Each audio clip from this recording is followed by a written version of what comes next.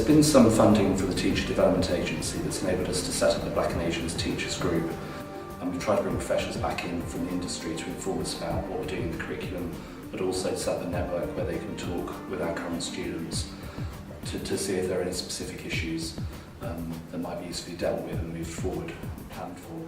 Those mentors to be there, to be the bodyguards of the students.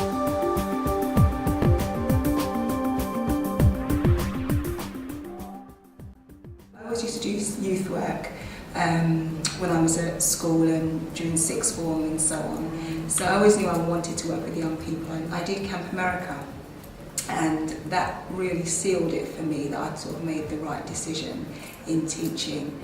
When I'd done my degree, I was coming to the end of doing my degree. I actually wanted to join the fire service. I wanted to do something completely different. And then a long conversation with my dad, and he said, well, why don't you use it?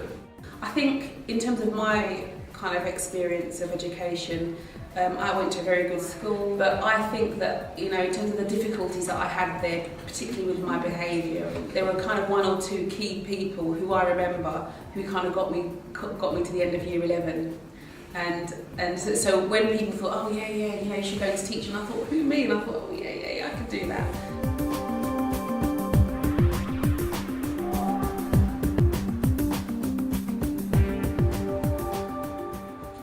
It's a good place to be in terms of the way the course is run and the kind of people that are here. So kind of at that advanced stage.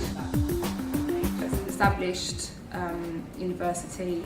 It's very supportive. It's definitely very inclusive. And the fact that it's an arts college just means, you know, you've got that feeling of freedom, kind of, not anything goes, but it's a really great place for feeling like you can express yourself and be yourself.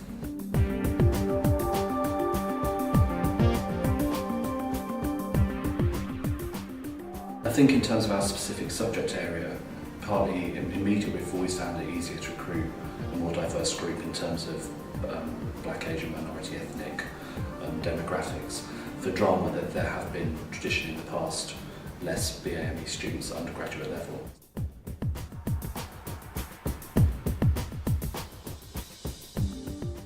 Predominantly my family are from a working class background, and for them it was important that we had a good education, we went to school, and for them that's kind of where it ended. So I think the difficulties for me were that, you know, there was no one around me who had ever gone into higher education.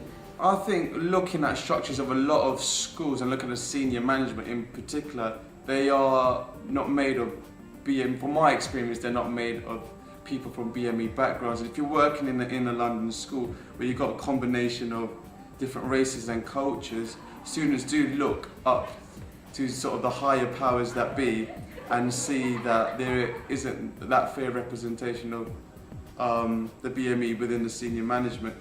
You know, if I think about the Black and Asian experience of school, of education, it's not always that positive. So, you know, why would you want to go back there? And then there is, you know, the reception you get going into schools. The number of times I've been asked if I teach IT or maths, it makes me laugh. But I'm a drama teacher, and then there's just this, oh wow, okay. So I think it's, you know, it's preconceptions.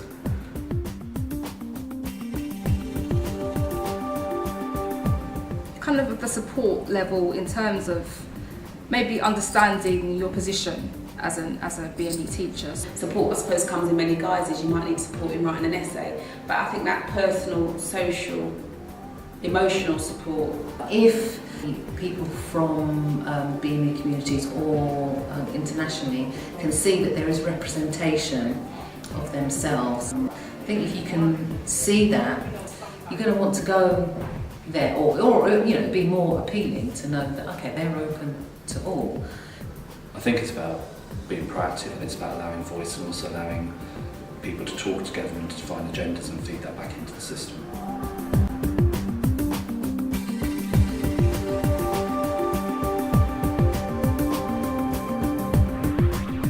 There is a certain kudos attached to Central, to being able to do your PGCE here, but also the offer of being able to experience everything. You're right in, you know, the cultural heart of England, really. Factually, the London schools are highest achieving in the country, and the drive has been, the money's been invested by the government, but the drive has been by teachers to provide the absolute best education for the students in front of them. And I think that kind of really is the answer, that if London schools are achieving that highly, despite or potentially because of the diversity in them, then there's something there for everybody to learn from. I think for some teachers they might think that they'll have nothing in common with students they're going to work with, or that they might find it difficult to make a connection. And actually when you go into inner city schools, you know, particularly for myself, particularly for BME students, I think you realise that there is that link there. And I think that has got to be the biggest incentive, that you're going to make a difference.